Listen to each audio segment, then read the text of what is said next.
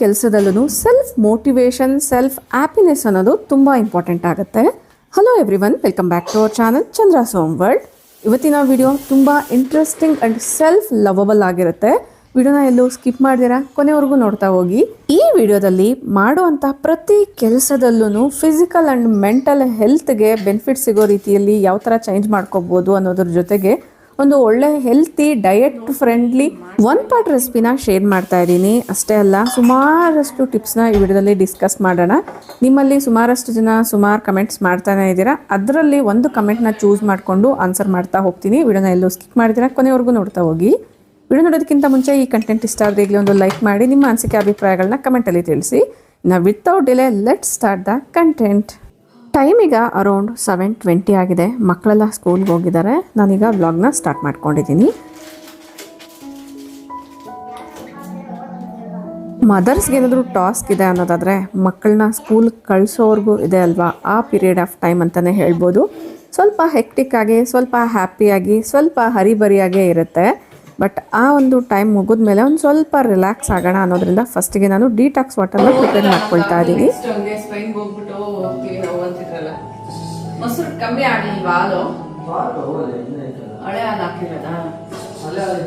ನಮಗೆ ಗೊತ್ತಿಲ್ಲದಿರೇ ಬೇರೆ ಅನ್ವಾಂಟೆಡ್ ಥಿಂಗ್ಸ್ನೆಲ್ಲ ಯಾವ ಥರ ಯೋಚನೆ ಮಾಡ್ತಿರ್ತೀವೋ ಅದೇ ಥರ ನಮ್ಮ ಬಾಡಿಯಲ್ಲೂ ಕೂಡ ಅನ್ವಾಂಟೆಡ್ ಸೆಲ್ಸ್ ಅನ್ನೋದು ಇರುತ್ತೆ. ಅದನ್ನು ರಿಮೂವ್ ಮಾಡಬೇಕು, ಡಿಟಾಕ್ಸಿಫೈ ಮಾಡಬೇಕು ಅಂದರೆ ಈ ಥರ ಡಿಟಾಕ್ಸ್ ವಾಟರ್ನ ಖಾಲಿ ಹೊಟ್ಟೆಲಿ ತೊಗೊಳ್ಳೋದು ತುಂಬಾ ಒಳ್ಳೆಯದು.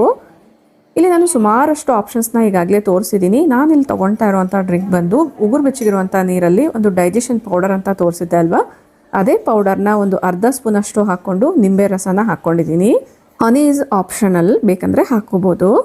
ಇನ್ನು ಬೆಳಗ್ಗೆ ಕುಡಿಯುವಂಥ ನೀರನ್ನ ಹರಿಬರಿಯಾಗಿ ನಿಂತ್ಕೊಂಡು ಕುಡಿಯೋದಕ್ಕಿಂತ ಪೀಸ್ಫುಲ್ಲಾಗಿ ಪ್ಲೆಸೆಂಟಾಗಿ ಎಂಜಾಯ್ ಮಾಡಿದ್ರೇ ನಮ್ಮ ಹೆಲ್ತ್ಗೆ ಒಳ್ಳೆಯದು.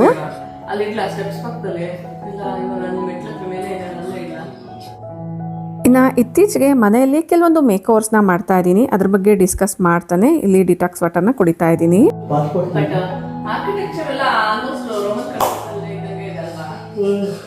This is the precious discussion time we have. ತುಂಬ ರೀತಿಯ ವಿಚಾರಗಳ ಬಗ್ಗೆ ಈ ಟೈಮಲ್ಲಿ ಡಿಸ್ಕಸ್ ಮಾಡ್ತಾನೆ ಡಿಟಾಕ್ಸ್ ವಾಟರ್ನ ಕುಡಿತಾ ಇರ್ತೀವಿ. ಒನ್ಸ್ ಮಕ್ಕಳು ಸ್ಕೂಲ್ಗೆ ಹೋದ್ಮೇಲೆ ಒಂದು 10-15 ನಿಮಿಷ ಒಂದು ಸ್ವಲ್ಪ ಫಾಸ್ಟ್ ಫಾರ್ವರ್ಡಿಂಗಲ್ಲಿರುವಂಥ ರೊಟೀನ್ನ ಸ್ವಲ್ಪ ಕಾಮಾಗಿ ಕೂಲ್ ಡೌನ್ ಮಾಡಿಕೊಂಡು ಒಂದು 15 ನಿಮಿಷ ಈ ಥರ ಟೈಮ್ನ ಸ್ಪೆಂಡ್ ಮಾಡಿ ಮತ್ತೆ ಕೆಲಸಗಳನ್ನ ಕಂಟಿನ್ಯೂ ಮಾಡ್ತಾ ಇದ್ದೀನಿ. ಇಲ್ಲಿ ಅಬ್ಸರ್ವ್ ಮಾಡ್ತಾ ಇರ್ಬೋದು. ಸೊ ಮನೆಯ ಎಂಟ್ರೆನ್ಸ್ ಎಲ್ಲ ಕೂಡ ಕ್ಲೀನ್ ಆಗಿದೆ. ಇವತ್ತು ನಮ್ಮ ಹೆಲ್ಪರು ಲೀವಲ್ಲಿದ್ದಾರೆ. ಸೊ ಹಂಗಾಗಿ ಕೆಲಸಗಳೆಲ್ಲ ನಾನೇ ಕವರ್ ಮಾಡ್ಕೊಂಡಿದ್ದೀನಿ.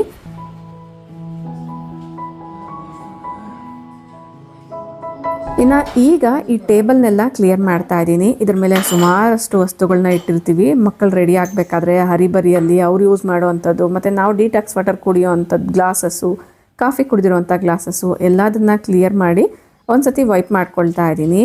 ಫ್ಲೋರ್ ಕ್ಲೀನ್ ಮಾಡೋದಕ್ಕಿಂತ ಮುಂಚೆನೇ ಕೆಲವೊಂದು ಏರಿಯಾಸಲ್ಲಿ ಮಿನಿಮಮ್ ಆಗಿ ಡಸ್ಟಿಂಗ್ ಅನ್ನೋದು ಮಾಡ್ಕೊಳ್ತೀನಿ. ಕೆಲವೊಂದು ಟೈಮ್ ಸೇವಿಂಗ್ ಟಿಪ್ಸ್ ಅನ್ನೋದು ಮನೆ ಕ್ಲೀನಿಂಗ್ ವಿಚಾರದಲ್ಲಿ ಲೈಫ್ ಸೇವರ್ಸ್ ಅಥವಾ ಗೇಮ್ ಚೇಂಜರ್ಸ್ ಥರ ವರ್ಕ್ ಆಗುತ್ತೆ. ಆ ಟಿಪ್ಸ್ ಯಾವುದು ಅಂತ ಈಗಾಗಲೇ ಸುಮಾರಷ್ಟು ವೀಡಿಯೋಸಲ್ಲಿ ಶೇರ್ ಮಾಡಿದ್ದೀನಿ. ಅದಕ್ಕೆ ಸಂಬಂಧಪಟ್ಟಿರುವಂಥ ಪ್ಲೇ ಲಿಸ್ಟ್ ಲಿಂಕ್ನ ಐ ಕಾರ್ಡಲ್ಲಿ ಕೊಟ್ಟಿರ್ತೀನಿ, ಚೆಕ್ ಮಾಡಿ. ಈಗ ನಿಧಾನವಾಗಿ ನನ್ನ ಬಾಡಿ ಆ್ಯಕ್ಟಿವ್ನೆಸ್ಗೆ ಬರ್ತಾ ಇದೆ. ಡೇ ಪ್ರೊಡಕ್ಟಿವ್ ಆಗಿರಬೇಕು ಅಂದರೆ ಬಾಡಿ ಯಾವಾಗಲೂ ಆ್ಯಕ್ಟಿವ್ ಆಗಿರಬೇಕು ಅಂತ ಹೇಳ್ತಾರಲ್ವಾ. ಸೊ ನನ್ನ ಆ್ಯಕ್ಟಿವ್ನೆಸ್ಗೋಸ್ಕರ, ಬಾಡಿ ಆ್ಯಕ್ಟಿವ್ ಆಗೋದಕ್ಕೋಸ್ಕರ ಫಸ್ಟಿಗೆ ನಾನು ಟೆರೇಸಿಗೆ ಬರ್ತೀನಿ. ಒನ್ಸ್ ಟೆರೇಸಿಗೆ ಬಂದರೆ ಮಿನಿಮಮ್ 5 ಕೆಲಸಗಳು ಅಥವಾ 5 ಬೆನಿಫಿಟ್ಸ್ ಅಂತೂ ಡೆಫಿನೆಟ್ಲಿ ಸಿಗುತ್ತೆ. ಅದು ಏನೇನಂತ ಹೇಳ್ತೀನಿ. ಒನ್ಸ್ ನಾನು ಗ್ರೀನರಿನೆಲ್ಲ ಅಬ್ಸರ್ವ್ ಮಾಡ್ತೀನಿ. ಯಾವ್ಯಾವ ಹೂವು ಬಿಟ್ಟಿದೆ, ಯಾವ ಕಾಯಿ ಹಣ್ಣಾಗಿದೆ ಅದನ್ನೆಲ್ಲ ಅಬ್ಸರ್ವ್ ಮಾಡಿಕೊಂಡು, ಇಲ್ಲಿ ನಾನು ಸ್ಟ್ಯಾಂಡ್ಸ್ನ ಯೂಸ್ ಮಾಡಿರೋದ್ರಿಂದ ಅದರಲ್ಲೂ ರೈನ್ ವಾಟರ್ ಹಾರ್ವೆಸ್ಟಿಂಗ್ ಮಾಡೋದ್ರಿಂದ ಫಸ್ಟಿಗೆ ನಾನು ಈ ಫ್ಲೋರ್ ಎಲ್ಲ ಕೂಡ ಕ್ಲೀನ್ ಮಾಡ್ಕೊಳ್ತೀನಿ. ಡೈಲಿ ಬೇಸ್ಡ್ ಮೇಲೆ ಮಿನಿಮಮ್ 3-5 ನಿಮಿಷ ಸಾಕಾಗುತ್ತೆ. ಅದೇ ನಾವು ವೀಕ್ಲಿ ಒನ್ಸ್ ಮಾಡ್ತೀವಿ ಅಂದರೆ ಸುಮಾರಷ್ಟು ಗಂಟೆಗಳಷ್ಟು ಸಮಯನೇ ಬೇಕಾಗುತ್ತೆ. ಹಂಗಾಗಿ ಈ ಟೈಮ್ ಸೇವಿಂಗ್ ಟ್ರಿಕ್ಸ್ನ ನಾನು ಯಾವಾಗಲೂ ಫಾಲೋ ಮಾಡ್ತೀನಿ. ನಾವು ಒನ್ಸ್ ಟೆರೇಸಿಗೆ ಬಂದರೆ ಏನೇನು ಬೆನಿಫಿಟ್ಸ್ ಸಿಗುತ್ತೆ ಅಂತ ಹೇಳಲ್ಲ. ಫಸ್ಟಿಗೆ ನನ್ನ ಬಾಡಿ ಬೆಂಡಿಂಗ್ ಪೊಸಿಷನ್ಗೆ ಬರೋಕ್ಕೆ ಸ್ವಲ್ಪ ಕಷ್ಟ ಅಂತ ಹೇಳ್ಬೋದು. ಬಟ್ ಒನ್ಸ್ ನಾನು ಈ ಕೆಲಸನ ಮಾಡ್ತಿದ್ದಂಗೆ ಬಾಡಿ ಆ್ಯಕ್ಟಿವ್ ಆಗಿ ವಾರ್ಮ್ ಅಪ್ ಅನ್ನೋದು ಸ್ಟಾರ್ಟ್ ಆಗಿಬಿಡುತ್ತೆ. Next one laundry. ಇದೇ ಟೈಮಲ್ಲಿ ನಾನು ಬಟ್ಟೆಗಳೆಲ್ಲ ಮಿಷಿನ್ಗೆ ಹಾಕುವಂಥದ್ದು, ಹ್ಯಾಂಡ್ ವಾಶ್ ಮಾಡಬೇಕಾಗಿರುವಂಥ ಕ್ಲಾತ್ಸ್ ಏನಾದರೂ ಇದ್ದರೆ ಎಲ್ಲ ಸೆಗ್ರಿಗೇಟ್ ಮಾಡ್ಕೊಂಡಿರ್ತೀನಿ. ಬಟ್ ಇವತ್ತು ಆ ಕೆಲಸ ಇಲ್ಲ. ನೆಕ್ಸ್ಟ್ ಕಮಿಂಗ್ ಟು ಪೂಜೆಗೆ ಬೇಕಾಗಿರುವಂಥ ಫ್ಲವರ್ಸ್ನ ಕಿತ್ಕೊಳ್ಳೋ ಅಂಥದ್ದು. ಸೊ ಈ ಕೆಲಸಗಳೆಲ್ಲ ಮಾಡಬೇಕಾದ್ರೆ ನನ್ನ ಬಾಡಿ ಪ್ರೊಡಕ್ಟಿವ್ ಆಗಿ ವರ್ಕ್ ಆಗುತ್ತೆ ವಿತ್ ಲೈವ್ ಮ್ಯೂಸಿಕ್. ಅದರಲ್ಲೂ ನೇಚರ್ ಮ್ಯೂಸಿಕ್ ಮುಂದೆ ಯಾವ ಮ್ಯೂಸಿಕ್ಕು ಕೆಲಸಕ್ಕೆ ಬರಲ್ಲ ಅಂತ ಹೇಳ್ತಾರಲ್ವ. ಬೆಳಗಿನ ನ್ಯಾಚುರಲ್ ನೇಚರ್ ಸೌಂಡ್ಸ್ ಇದೆಲ್ಲ ತುಂಬಾ ಇಂಪಾಗಿರುತ್ತೆ.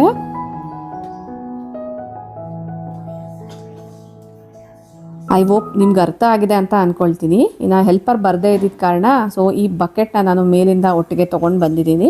ಫಸ್ಟಿಗೆ ನಾನು ಕಸ ಎಲ್ಲ ನೀಟಾಗಿ ಗುಡಿಸ್ಕೊಂಡು ಆಮೇಲೆ ಫ್ಲೋರ್ನ ಕ್ಲೀನ್ ಮಾಡ್ಕೊಳ್ತೀನಿ. ಬೈ ದ ವೇ, ಫ್ಲೋರ್ ಯಾವಾಗಲೂ ಶೈನಿಯಾಗಿ ನೀಟಾಗಿ ಡಸ್ಟ್ ಫ್ರೀ ಆಗಿರಬೇಕು ಅಂದರೆ ಮೊದಲೇ ಏನು ಡಸ್ಟಿಂಗ್ ಏರಿಯಾಸ್ ಎಲ್ಲ ಏನಿರುತ್ತೆ ಡೈಲಿ ಮಾಡೋ ಅಂಥದ್ದು ಅದನ್ನೆಲ್ಲ ಫಿನಿಷ್ ಮಾಡಿಕೊಂಡು ಆಮೇಲೆ ಕಸನ ಗುಡಿಸ್ಕೋಬೇಕಾಗುತ್ತೆ. ಕಸ ಗುಡಿಸ್ಕೋಬೇಕಾದ್ರೂ ಆದಷ್ಟು ಸ್ವಲ್ಪ ಜಾಸ್ತಿ ಟೈಮ್ನ ಸ್ಪೆಂಡ್ ಮಾಡಿ ನೀಟಾಗಿ ಡಸ್ಟಿಂಗ್ ಕಸ ಅನ್ನೋದು ಗುಡಿಸ್ಕೊಂಡ್ಬಿಟ್ರೆ ನೆಲ ಒರೆಸೋದು ತುಂಬಾ ಈಸಿ ಆಗುತ್ತೆ. ನೆಲ ಒರೆಸ್ಬೇಕಾದ್ರೆ ಅಲ್ಲಿ ಮಿಸ್ ಆದರೂ ಪರವಾಗಿಲ್ಲ, ಕಸ ಗುಡಿಸ್ಬೇಕಾದ್ರೆ ಎಲ್ಲ ಡಸ್ಟನ್ನ ನೀಟಾಗಿ ವೈಪ್ ಮಾಡೋದಿದೆ ನೋಡಿ, ಅದು ತುಂಬಾ ಇಂಪಾರ್ಟೆಂಟ್ ಆಗುತ್ತೆ. ಇನ್ನು ಕಸ ಗುಡಿಸೋ ವಿಚಾರದಲ್ಲಿ ಸುಮಾರು ವರ್ಷಗಳಿಂದ ಈ ಟ್ರಿಕ್ನ ಫಾಲೋ ಮಾಡ್ತಾ ಇದ್ದೀನಿ. ಸಾಮಾನ್ಯವಾಗಿ ಕಸನ ಗುಡಿಸ್ಬೇಕಾದ್ರೆ ಎತ್ತಾಕಬೇಕಾದ್ರೆ ಆ ಡಸ್ಟ್ಬಿನ್ಗೆ ಹಾಕುವಾಗ ಒಂದು ಕಾರ್ನರ್ಗೆ ತೊಗೊಂಡೋಗಿ ಎತ್ತಾಕ್ತಿರ್ತೀನಿ. ಬಟ್ ನಾನು ಮನೆಯ ಮಧ್ಯ ಭಾಗಕ್ಕೆ ಎಲ್ಲ ಕಸನ ತೊಗೊಂಡು ಬಂದು ಎತ್ತಾಕ್ತೀನಿ. ನಿಮ್ಮಲ್ಲಿ ಎಷ್ಟು ಜನ ಇದನ್ನು ಫಾಲೋ ಮಾಡ್ತೀರಾ ಕಮೆಂಟ್ ಮಾಡಿ ತಿಳಿಸಿ. ನಮ್ಮ ಮನೆಯಲ್ಲೇ ಮಾಡಿಟ್ಟಿರುವಂಥ ಫ್ಲೋ ಕ್ಲೀನಿಂಗ್ ಲಿಕ್ವಿಡ್ನ ಹಾಕಿ ನೆಲನ ಒರೆಸ್ತಾ ಇದ್ದೀನಿ. ಫ್ಲೋ ಕ್ಲೀನಿಂಗ್ ಬಗ್ಗೆ ಕೂಡ ವಿಡಿಯೋನ ಮಾಡಿ ಅಂತ ಕೇಳ್ತಾ ಇದ್ದೀರಾ. ಕಮಿಂಗ್ ವಿಡಿಯೋಸಲ್ಲಿ ನಾನು ಅದ್ರ ಬಗ್ಗೆ ಕೂಡ ಶೇರ್ ಮಾಡ್ತೀನಿ.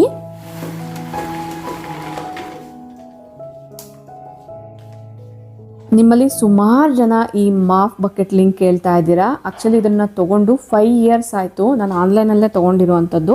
ಆಗ ಲಿಂಕ್ನ ಕೊಡೋಕ್ಕೆ ಆಗ್ತಿರ್ಲಿಲ್ಲ. ಸ್ವಲ್ಪ ದಿನಗಳ ಆದಮೇಲೆ ಲಿಂಕ್ನ ಕೊಡ್ತಿದ್ದೆ. ಅದಾದಮೇಲೆ ಅನವೈಲಬಲ್ ಆಯಿತು. ನೆಕ್ಸ್ಟ್ ಈಗ ಅವೈಲಬಲ್ ಇದೆ, ಬಟ್ ಔಟ್ ಆಫ್ ಸ್ಟಾಕ್ ಇದೆ. ಒಟ್ಟಾರೆ ಇದರ ಲಿಂಕ್ನ ಟ್ಯಾಗ್ ಮಾಡಿರ್ತೀನಿ. ನಿಮ್ಗೆ ಯಾರಿಗಾದ್ರೂ ಇಂಟ್ರೆಸ್ಟ್ ಇದ್ದರೆ ಕಾರ್ಟೆಲ್ಲ ಹಾಕಿ ಇಟ್ಕೊಳ್ಳಿ. ಅವೈಲಬಲ್ ಇದ್ದಾಗ ಅಂದರೆ ಸ್ಟಾಕ್ ಬಂದಾಗ ನೀವು ಬೇಕಾದ್ರೆ ಪರ್ಚೇಸ್ ಮಾಡ್ಕೋಬೋದು. ಇದರಿಂದ ನೆಲನ ಈಸಿಯಾಗಿ ವೈಪ್ ಮಾಡ್ಕೊಳ್ಬೋದು. ಕೈಗಳು ಯಾವುದೇ ಕಾರಣಕ್ಕೂ ಸ್ವಲ್ಪನೂ ವೆಟ್ಟಾಗಲ್ಲ, ಗಲೀಜಾಗ್ದಿರ ಇರುತ್ತೆ. ಈವನ್ ನಾವು ಸ್ನಾನ ಮಾಡಿದ್ಮೇಲೂ ಫ್ಲೋರ್ನ ಕ್ಲೀನ್ ಮಾಡಬೇಕು ಅಂದಾಗ ಸೊ ಇದು ಒಳ್ಳೆ ಆಪ್ಷನ್ ಅಂತಲೇ ಹೇಳ್ಬೋದು. ಫ್ಲೋರ್ ಕ್ಲೀನಿಂಗ್ ಎಲ್ಲನೂ ಮುಗ್ದಿದೆ. ಯಾವ ಥರ ಕಾಣಿಸ್ತಾ ಇದೆ ಅಂತ ನೀವೇ ಅಬ್ಸರ್ವ್ ಮಾಡಿ.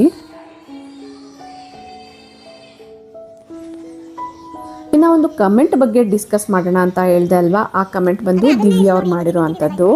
ಇವರು ಮೆನ್ಷನ್ ಮಾಡಿರೋ ಅಂಥದ್ದು, ಇವ್ರಿಗೆ 2 ಮಕ್ಕಳಿದ್ದಾರೆ. 18 months ಬೇಬಿ ಒಂದು, 7 years ಬೇಬಿ ಒಬ್ಬರು. ಸೊ ಇವರು ಫೇಸ್ ಮಾಡ್ತಾ ಇರುವಂಥ ಪ್ರಾಬ್ಲಮ್ನ ಈಗಾಗಲೇ ನಾನು ಫೇಸ್ ಮಾಡಿ ಬಂದಿದ್ದೀನಿ. ಹಂಗಾಗಿ ಇದಕ್ಕೆ ನಾನು ಕ್ಲಾರಿಟಿನ ಕೊಡ್ತಾ ಇದ್ದೀನಿ.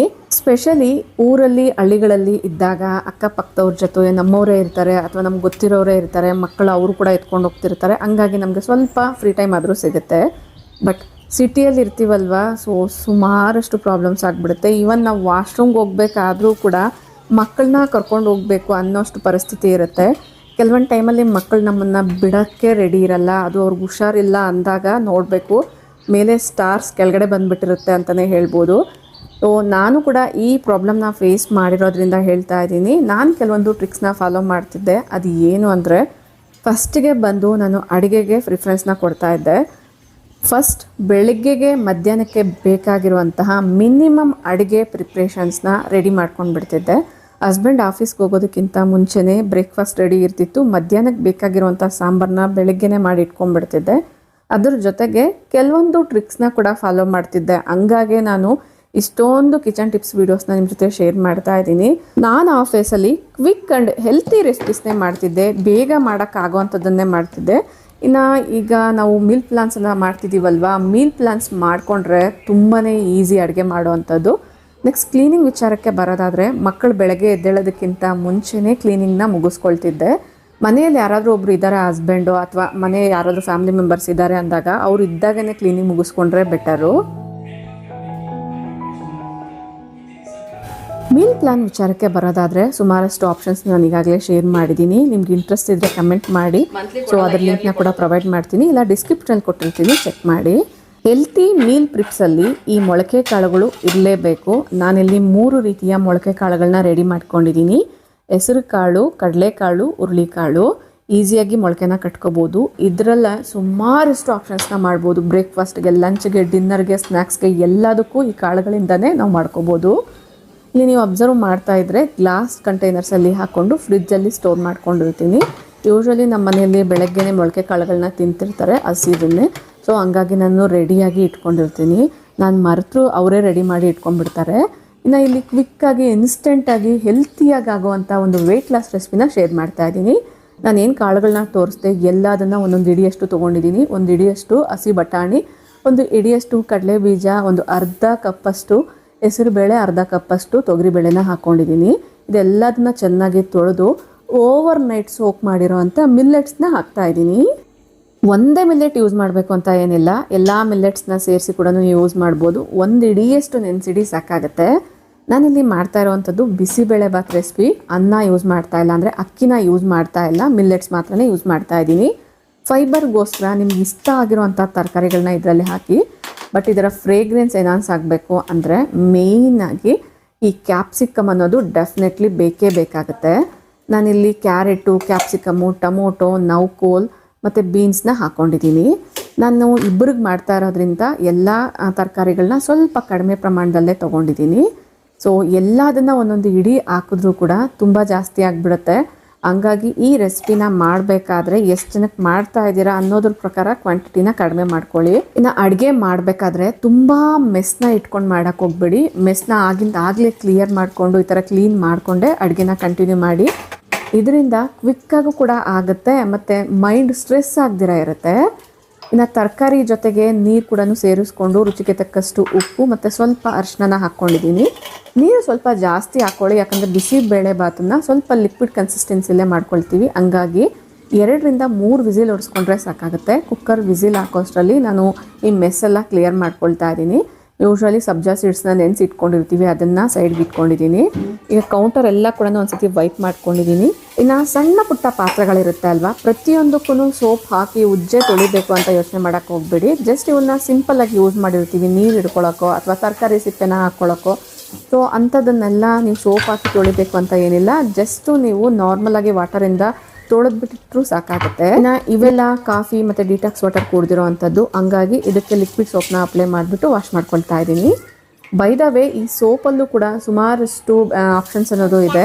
ನಾನು ಯೂಶ್ವಲಿ ಪ್ರಿಫರ್ ಮಾಡುವಂಥದ್ದು ಸೋಪ್ನಟ್ ವಾಟರು. ಈ ಲಿಕ್ವಿಡ್ನ ಯಾವ ಥರ ತಯಾರಿ ಮಾಡ್ಕೊಂಡಿದ್ದೀನಿ ಅನ್ನೋದು ಕೂಡ ಈಗಾಗಲೇ ಸುಮಾರಷ್ಟು ವೀಡಿಯೋಸಲ್ಲಿ ತೋರಿಸಿದ್ದೀನಿ.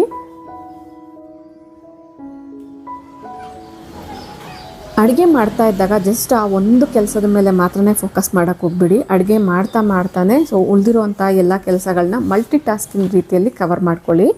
ಈಗ ಪೂಜೆ ಮಾಡಬೇಕಾದ್ರೆ ನಾವು ಹೊಸಲೆಲ್ಲ ಒರೆಸ್ತೀವಿ ಅಂದರೆ ಸ್ವಲ್ಪ ಜಾಸ್ತಿ ಟೈಮ್ ಬೇಕಾಗುತ್ತೆ. ಮಕ್ಕಳೆಲ್ಲ ಅಂದರೆ ಚಿಕ್ಕವರಿದ್ದಾಗ ಅಷ್ಟು ಟೈಮೆಲ್ಲ ಸಿಗಲ್ಲ.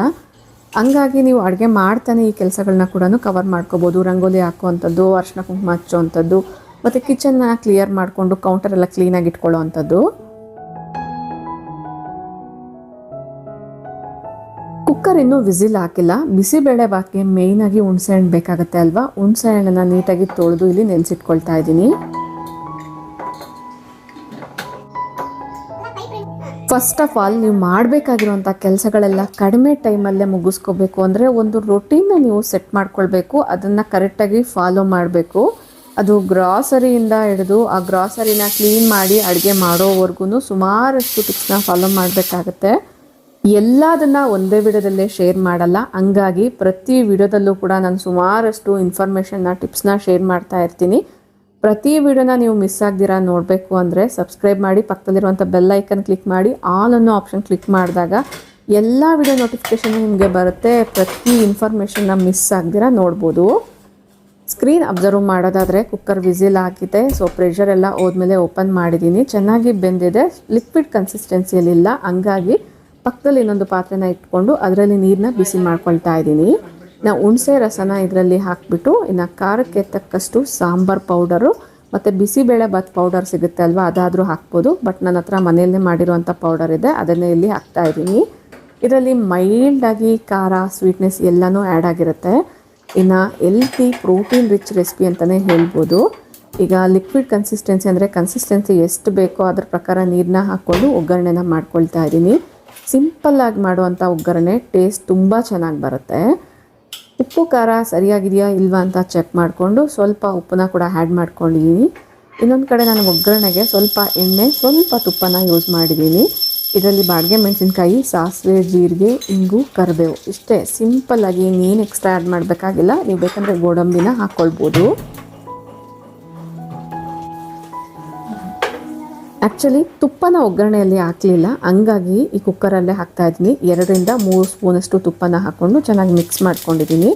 ಅಷ್ಟರಲ್ಲಿ ಆಲ್ಮೋಸ್ಟ್ ಒಗ್ಗರಣೆ ಕೂಡ ರೆಡಿಯಾಗಿದೆ. ಒಗ್ಗರಣೆಗೆ ಫ್ರೆಶ್ ಆಗಿರುವಂಥ ಕರಿಬೇವನ್ನ ಯೂಸ್ ಮಾಡಿ ಟೇಸ್ಟ್ ತುಂಬ ಚೆನ್ನಾಗಿ ಬರುತ್ತೆ.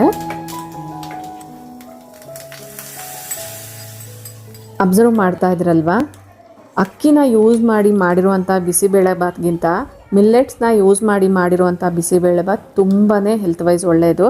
ಅಷ್ಟೇ ಅಲ್ಲ, ಇದರಲ್ಲಿ ಎಲ್ಲ ಮೊಳಕೆ ಕಾಳನ್ನ ಯೂಸ್ ಮಾಡಿದ್ದೀವಿ, ಪ್ರೋಟೀನ್ ಸಿಗುತ್ತೆ. ಫೈಬರ್ಗೋಸ್ಕರ ತರಕಾರಿನ ಯೂಸ್ ಮಾಡಿದ್ದೀವಿ. ಗುಡ್ ಫ್ಯಾಟ್ಗೋಸ್ಕರ ತುಪ್ಪನ ಯೂಸ್ ಮಾಡಿದ್ದೀನಿ. ನಾವು ಒಂದು ಕಡೆ ಅಡುಗೆ ಮಾಡ್ತಿದ್ದಂಗೆ ಗಂಟೆ ಶಬ್ದ ಕೇಳಿಸ್ಕೊಂಡಿರ್ತೀರ, ಪೂಜೆ ಕೂಡ ಆಗಿದೆ. ಇದಂತೂ ಮಾಂಡ್ರಿಟ್ರಿ ಅಂತಲೇ ಹೇಳ್ಬೋದು. ಆ ಫ್ರೇಗ್ರೆನ್ಸ್, ಆ ಅರೋಮಾ ಇದೆ ಅಲ್ವಾ, ಬೆಳಗ್ಗೆನೆ ಒಂದು ರೀತಿ ಪಾಸಿಟಿವ್ ವೈಬ್ರೇಷನ್ಸ್ನ ಸ್ಪ್ರೆಡ್ ಮಾಡುತ್ತೆ. ನೋಡ್ಕೊಳ್ಳಿ, ಮಾಡ್ಕೊಳ್ಳಿ, ತಿನ್ಕೊಳ್ಳಿ. ನೋಡ್ತಿದ್ರೇ ಬಾಯಲ್ಲಿ ನೀರಿರುತ್ತೆ ಅಲ್ವಾ, ಅಷ್ಟು ಟೇಸ್ಟಿಯಾಗಿ, ಅಷ್ಟು ರುಚಿಯಾಗಿರುತ್ತೆ. ನೀವು ಡಯಟ್ ಮಾಡಬೇಕು ಅಂದ್ಕೊಂಡಿದ್ರು ಅಥವಾ ನಾರ್ಮಲಾಗಿ ಹೆಲ್ತಿಯಾಗಿ ಊಟ ಮಾಡಬೇಕು ಅಂತ ಅಂದ್ಕೊಂಡಿದ್ರೆ ಡೆಫಿನೆಟ್ಲಿ ಟ್ರೈ ಮಾಡಿ. ರಾತ್ರಿ ಊಟಕ್ಕಿರ್ಬೋದು, ಬೆಳಗ್ಗೆ ಬ್ರೇಕ್ಫಾಸ್ಟ್ಗಿರ್ಬೋದು ಒಳ್ಳೆ ಆಪ್ಷನ್ ಅಂತಲೇ ಹೇಳ್ಬೋದು. ನಾವು ಇಬ್ಬರು ಮಾತ್ರನೇ ತಿಂದಿರೋದ್ರಿಂದ ಇನ್ನೂ ಸ್ವಲ್ಪ ಉಳ್ಕೊಂಡಿದೆ. ಅದನ್ನು ನಾನು ಹಾಟ್ ಬಾಕ್ಸ್ಗೆ ಹಾಕ್ತಾಯಿದ್ದೀನಿ. ಇವನ್ ಮಕ್ಕಳು ಸ್ಕೂಲಿಂದ ಬಂದ ಮೇಲೂ ಕೂಡ ಇದನ್ನು ಬಿಸಿ ಮಾಡಿ ಕೊಡ್ಬೋದು ಅನ್ನೋದ್ರಿಂದ.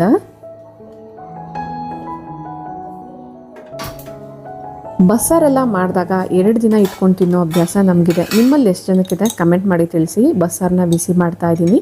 ಇನ್ನೊಂದು ಕಡೆ ಮನೆಯಲ್ಲಿ ಉಪ್ಪಿನಕಾಯಿ ಮಾಡ್ಕೊಂಡಿದ್ದೆ. ನಮ್ಮ ಟೆರೆಸಲ್ಲಿ ಬಿಟ್ಟಿರುವಂಥ ಒಂದು 30-25 ನಿಂಬೆಹಣ್ಣೇನೋ ಯೂಸ್ ಮಾಡಿದ್ದೀನಿ. ಇದರ ಡೀಟೇಲ್ ರೆಸಿಪಿ ಬೇಕು ಅಂದರೆ ಕಮೆಂಟ್ ಮಾಡಿ ತಿಳಿಸಿ. ಈ ಕ್ಯಾಪ್ ಐರನ್ ಆಗಿರೋದ್ರಿಂದ ಒಂದು ರೀತಿ ರಸ್ಟು ತುಕ್ಕೆಲ್ಲ ಬರ್ತಿತ್ತು, ಹಂಗಾಗಿ ಟಿಶ್ಯೂಯಿಂದ ವೈಪ್ ಮಾಡಿ ಇಟ್ಟಿದ್ದೀನಿ. ಇದಕ್ಕೋಸ್ಕರ ಒಂದು ಜಾಡಿನ ಆರ್ಡರ್ ಮಾಡಿದ್ದೀನಿ. ಅದು ಬಂದ ಮೇಲೆ ಅದಕ್ಕೆ ಟ್ರಾನ್ಸ್ಫರ್ ಮಾಡ್ಕೋತೀನಿ. ಆಗಲೇ ಈ ಮೆಸ್ಸನ್ನ ಮತ್ತು ಏನಾದರೂ ಸ್ವಲ್ಪ ವೆಟ್ನೆಸ್ ಇದ್ದರೂ ಕೂಡ ವೈಪ್ ಮಾಡ್ಕೊಂಬಿಡಿ. ಇದಕ್ಕೋಸ್ಕರ ನಿಮಗೆ ನಾರ್ಮಲ್ ವೈಪ್ಸ್ ಕೂಡ ಸಿಗುತ್ತೆ, ಅಥವಾ ಈ ಥರ ಸಾಫ್ಟ್ ಕ್ಲಾತ್ಸ್ನ ಯೂಸ್ ಮಾಡಿದ್ರೆ ಮಾಯ್ಶ್ಚರ್ನ ಬೇಗ ಅಬ್ಸರ್ವ್ ಮಾಡ್ಕೊಳ್ಳುತ್ತೆ. ನಿಮ್ಮೆಲ್ಲರಿಗೂ ಗೊತ್ತಿರೋ ಹಂಗೆ ಒನ್ಸ್ ನಾನು ಪ್ರತಿ ಮೀಲ್ ಆದಮೇಲೂ ಕೂಡ ಇಮ್ಮಿಡಿಯೇಟಾಗಿ ಕೌಂಟರ್ನ, ಚಿಮ್ನಿನ, ಸ್ಟವ್ನ ವೈಪ್ ಮಾಡ್ತೀನಿ. ಅದನ್ನೇ ಇಲ್ಲಿ ಮಾಡ್ಕೊಳ್ತಾ ಇದ್ದೀನಿ. ನೆನ್ನೆ ಕರಿಬೇವು ಊರಿಂದ ಕಳಿಸ್ಕೊಟ್ಟಿದ್ರು, ಅದನ್ನೆಲ್ಲ ವಾಶ್ ಮಾಡಿ ಇಟ್ಟಿದ್ದೆ. ಈ ಕರಿಬೇವನ್ನ ಕೆಲವೊಂದು ಸತಿ ನಾನು ಅಡುಗೆಗೆ ಯೂಸ್ ಮಾಡ್ತೀನಿ, ಇಲ್ಲಾಂದರೆ ಏರ್ ಪ್ಯಾಕ್ ಇರ್ಬೋದು ಅಥವಾ ಬಾತ್ ಪೌಡರ್ಸ್ ಎಲ್ಲ ಮಾಡಬೇಕಾದ್ರೆ ಯೂಸ್ ಮಾಡ್ಕೊತೀನಿ. ಅದನ್ನು ಕೂಡ ಒಂದು ಜಿಪ್ಲಾಕ್ ಕವರ್ಗೆ ಹಾಕ್ಕೊಂಡು ಒಂದು ಸತಿ ಕೌಂಟರೆಲ್ಲ ಕೂಡ ವೈಪ್ ಮಾಡ್ಕೊಂಡಿದ್ದೀನಿ. ಅಬ್ಸರ್ವ್ ಮಾಡ್ತಾ ಇರ್ಬೋದು. ನಾನಿಲ್ಲಿ ಒಂದು ಟಾಸ್ಕ್ನ ಇಟ್ಕೊಂಡಿದ್ದೆ. ನಾನು ಏನು ಸಾಂಬಾರು ಬಿಸಿಯಾಗಕ್ಕಿಟ್ಟೆ ಅದೇ ಟೈಮಲ್ಲಿ ಹಾಲು ಬಿಸಿಯಾಗ ಕೂಡ ಇಟ್ಟಿದ್ದೀನಿ. ಹಾಲು ಬಿಸಿ ಆಗೋಷ್ಟರಲ್ಲಿ ಕೌಂಟರು, ಸಿಂಕು ಎಲ್ಲ ಕೂಡ ಕ್ಲಿಯರ್ ಆಗಬೇಕು, ಪಾತ್ರೆ ಎಲ್ಲ ವಾಶ್ ಆಗಿರಬೇಕು ಅಂತ. ಅದೇ ಥರನೇ ನನ್ನ ಟೈಮ್ ಕರೆಕ್ಟಾಗಿ ಸೆಟ್ ಆಗಿತ್ತು. ಸೊ ಇಲ್ಲಿ ಅಬ್ಸರ್ವ್ ಮಾಡ್ತಾ ಇರ್ಬೋದು, ಸಾಂಬಾರು ಕೂಡ ಬಿಸಿಯಾಗಿದೆ, ಹಾಲೂ ಬಿಸಿಯಾಗಿದೆ. ಸೊ ಬೆಳಗ್ಗೆ ಕಾಫಿ ಕುಡ್ದಿರಲಿಲ್ಲ. ಈ ಥರ ಯಮ್ಮಿ ಆ್ಯಂಡ್ ಟೇಸ್ಟಿ ಬ್ರೇಕ್ಫಾಸ್ಟ್ನ ತಿಂದಾಗ ಕಾಫಿ ಕುಡಿಬೇಕು ಅಂತ ಅನಿಸುತ್ತೆ. ಹಂಗಾಗಿ ಕಡಿಮೆ ಕ್ವಾಂಟಿಟಿಯಲ್ಲಿ ಕಾಫಿನ ರೆಡಿ ಮಾಡ್ಕೊಳ್ತಾ ಇದ್ದೀನಿ.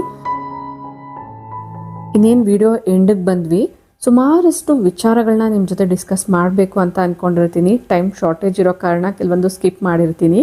ಐ ಹೋಪ್ ಈ ವಿಡಿಯೋ ನಿಮ್ಮೆಲ್ಲರಿಗೂ ಇಷ್ಟ ಆಗಿದೆ ಅಂತ ಅಂದ್ಕೊಳ್ತೀನಿ. ಇಷ್ಟ ಆದರೆ ಈಗಲೇ ಒಂದು ಲೈಕ್ ಮಾಡಿ, ನಿಮ್ಮ ಫ್ರೆಂಡ್ಸ್ ಆ್ಯಂಡ್ ಫ್ಯಾಮಿಲಿ ಜೊತೆಗೊಂದು ಶೇರ್ ಮಾಡಿ. ನಿಮ್ಮ ಅನಿಸಿಕೆ ಅಭಿಪ್ರಾಯಗಳನ್ನ ಕಮೆಂಟಲ್ಲಿ ತಿಳಿಸಿ. Thank you for watching. ನಮಸ್ತೆ.